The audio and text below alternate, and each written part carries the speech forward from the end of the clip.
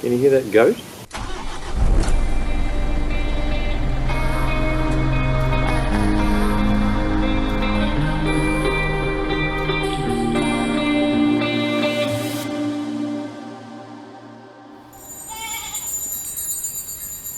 You'll have to excuse me while I take a call. Hello. Oh, okay, good. Yes, I'm just doing a video at the moment, so I don't capture you calling me as I'm recording a video. Remember that?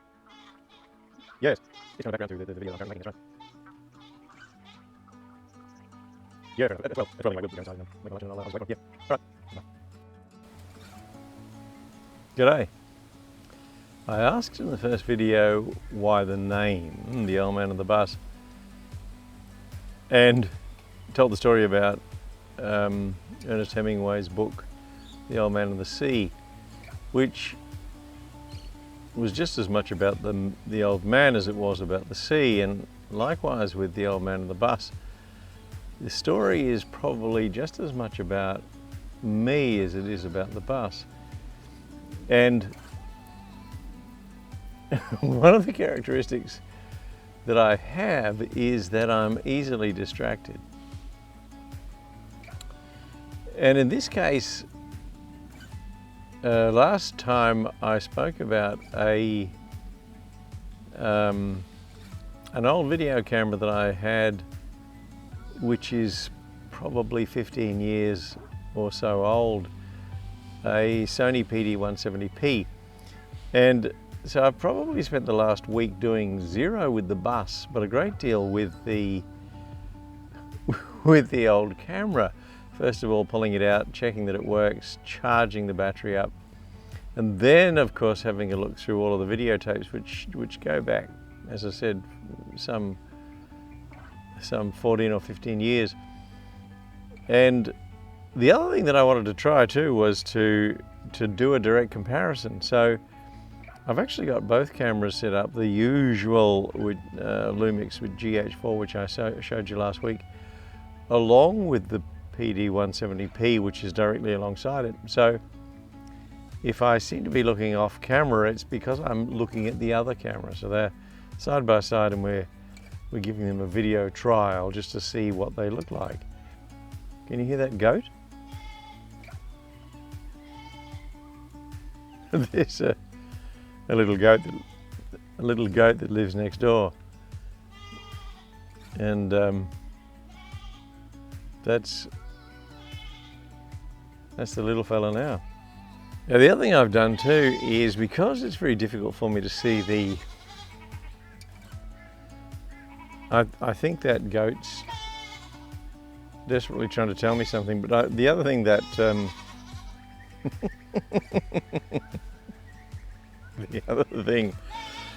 the other thing that I've been doing as well is trying to find a better way of being able to look at the camera while I'm recording. And I think I found it, so I'll just hold this up so you can see. But this is actually my iPad mini, and I've managed to find a way to, using Wi-Fi, to get the camera to talk to the iPad mini so that I can have some idea of framing. The great difficulty, of course, is when I sit down to do this, I have to set the camera up and basically aim it at the seat that I'm sitting in, and hope for the best that my head doesn't disappear out of the top. But with this I can actually see that I'm fully in frame. Anyway, the other thing that I wanted to do was take some random footage around the yard, which is in serious need of a mow, by the way, but some random footage around the yard to try and capture the difference between the two. The PD170P is standard definition, which I think is 720 or something, and what's more, it shoots in 4:3 format, which is the old almost square images that we used to use. But I'll crop that in post so that we're really looking at a 16:9 image. Anyway, the idea is to shoot some random footage around the yard to get some idea, both in terms of definition, but I suppose more importantly in terms of the colour.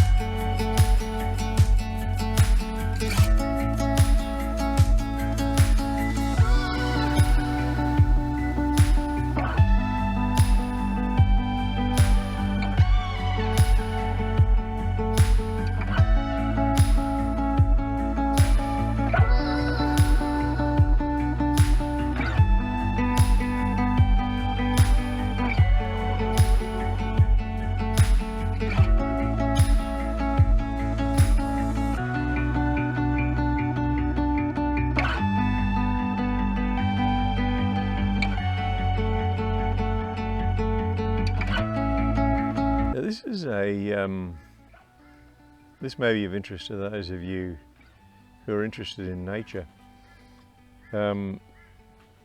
It certainly interests me, and that is that this season the yard is littered with tree bark, and clearly the trees know something that we don't about weather conditions if they're shedding their bark.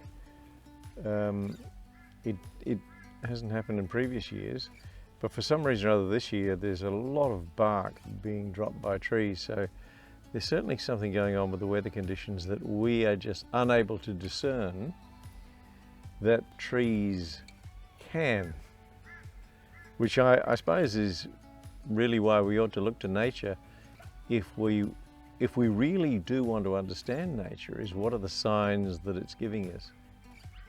This is not going to be entirely about cameras or fallen bark or even random shots around the yard. We will get onto some bus stuff. There's a couple of things that I wanted to mention. One is that I still have all the seats, but I've removed them from the bus now, so I can move around freely in it. I still have the seats, they're just stored in the shed, so if you want to buy some seats, they're available. I have sold the wheelchair lift, but the person that's bought it has yet to pick it up.